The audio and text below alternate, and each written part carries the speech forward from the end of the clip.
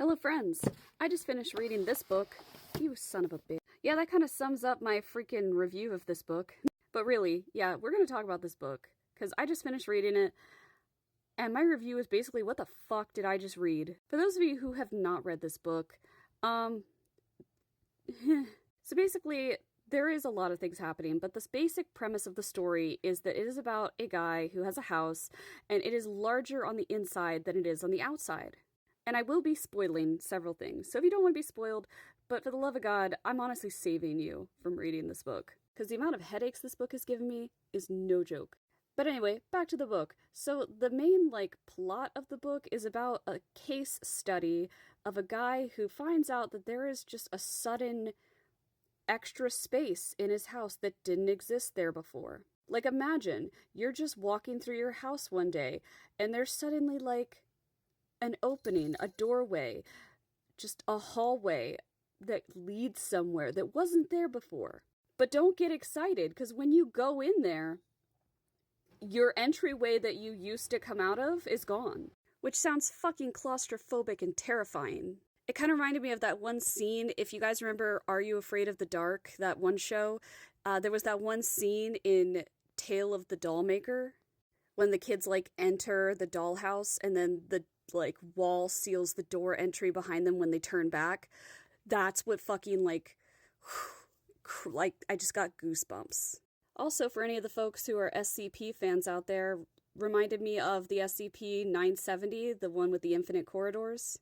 And also, the whole exploration vibe really gave off, if anyone has read Jeff Vandermeer's Annihilation trilogy, just, that whole book series is chef's kiss. You guys should read that. But the whole, just, the way that they're logging things and keeping track of stuff, it just very Annihilation vibes. But what really was driving me to insanity with this book, because the story itself is rather simple. Creepy, rather terrifying at times, but simple, is the fact that this book is a constant cipher, a constant puzzle, similar to the house itself. What do you mean by that? It's a book. It's not just a book. It has mixed media writing, so there are times when it's sideways, it's upside down. There's even times where it's in Braille and other different languages. Heck, there's even, sheets of music in here. And there's literally codes. There are times where there was an SOS code, and, everything has a reason. The way things are formatted, it all has a reason. You can deep dive into this as much as you want to, or you can just read it at face value if you want to. Just depends on how deep down the rabbit hole you really want to get. Just look at the index on this thing. Look at this index. I should have known at the beginning when the first page says, "This is not for you." It was not for me. I mean, this book is very well written. It's amazing. It was a fucking trip. I will never read another book like this in my life. I don't think there are many books written like this. I've only read one other book similar to this. I'll show you it. So I read S by J.J. Abrams, which I actually really enjoyed. It's a little bit easier to read than this one, and I'll show you why in a sec, but going back to here, and I know this is going to be a long-ass review, guys. Hang tight with me, because this book was a fucking trip, and it deserves its time. Because never have I had a book make me hate a font. Because there are, 3 people talking in this book, and depending on the font, is a different person talking, which they explain here, of the different people talking based on which font they're using. And whenever I saw this font come up, I would just be like, I really don't want to read this person, because every time they were on, the spotlight, just something terrible was going to happen. I'm like, nope, I don't want to read that. But if you like puzzles and really difficult reads, something to sink your teeth into, you're going to really love this book. This is a book that you have to take your time on. And if you start getting frustrated on stuff, there is a whole Reddit out there that saved my life. Because I would be like, I know that there's a cipher in this book. I know that this page has some sort of hidden meaning. And the way I trucked my ass over to Reddit to get answers, shamelessly. So thank you to all the Redditors who solved problems for me, because honestly, there were times I was spending half an hour on a page, and I'm like, all right, I gave up. Anyway, back to S by J.J. Abrams. This is a similar book to this in that the style is written similarly, whereas it's about a book within a book. So it's called S by J.J. Abrams, but the book itself is actually called Ship of Theseus by V.M. Straka, which, again, not a real person. Just like this is House of Leaves by some guy called Zampano.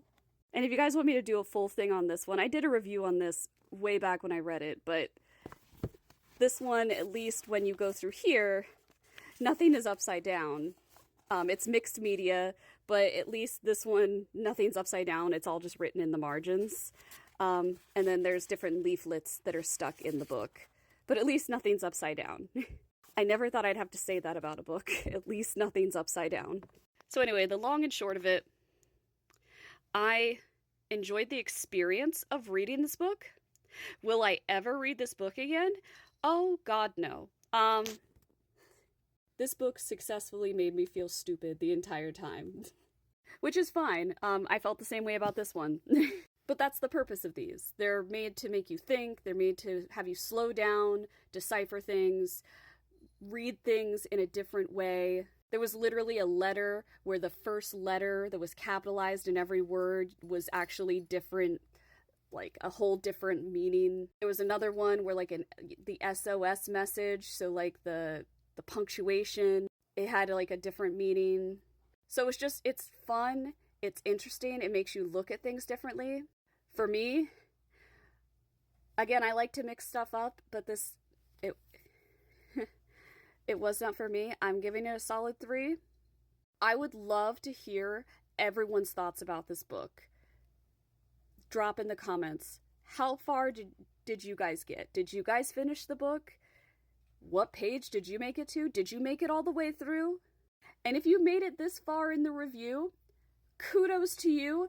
Drop a leaf icon in the comments. Congratulations, you made it to the end of the video.